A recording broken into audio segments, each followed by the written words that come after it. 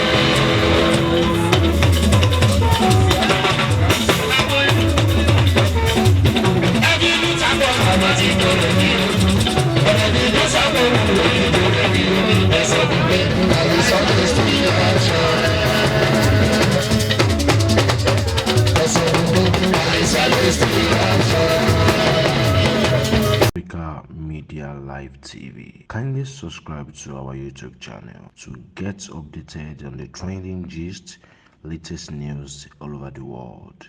Like our page, subscribe, and share with friends. Thank you.